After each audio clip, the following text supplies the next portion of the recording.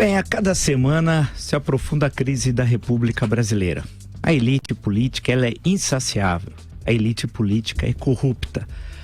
Os próximos passos que vão ser dados nesse processo de destruição sistemática da política e que encaminha o país para o autoritarismo, o primeiro passo vai ser dado é destruir o arcabouço legal da Lava Jato. E estão fazendo isso com muita eficácia. Estão preparando um conjunto de medidas que vai limitar a ação da Lava Jato.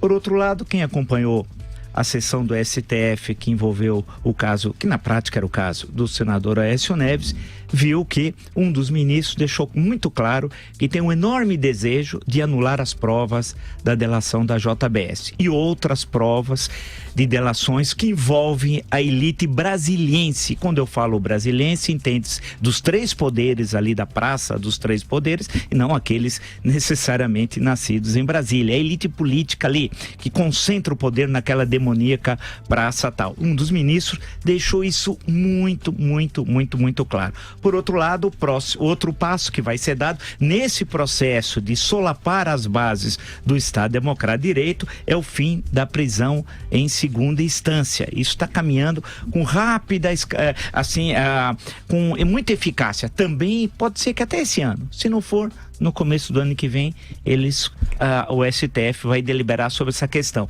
E aí nós vamos ter uma coisa sui generis, né? Sobre a capa mentirosa de cumprir a Constituição, os ministros do Supremo Tribunal Federal vão permitir que condenados possam, em liberdade, recorrer das decisões judiciais. Ou seja, nós teremos uma situação anômala. Candidatos a cargos do Executivo ou do Legislativo, ou seja, aqueles que farão as leis ou aqueles que vão participar da gestão pública, poderão, ao mesmo tempo, realizar as suas tarefas, ou seja, no caso do Legislativo, participar da construção de uma nova legislação e no caso do Executivo vão gerir a coisa pública, mesmo condenados em segunda instância, poderão ser eleitos, o que é um dos maiores absurdos. Ou seja, nesse caso, o Estado Democrático de Direito vai estar a serviço das ações criminosas do gestor. Por exemplo, nós podemos ter um governador de estado condenado em segunda instância, eleito ou reeleito ao cargo. Poderemos ter um presidente da República condenado em segunda instância presidir a nação. Ou seja, ele vai se utilizar da estrutura do Estado Democrático de Direito para continuar cometendo crimes e tal. Em outras palavras, parodiando um político na época da regência, a regência em 1831, 1840, um período de enorme turbulência no Brasil. O Bernardo Pereira Vasconcelos, em certo momento, diz: é necessário parar o carro revolucionário.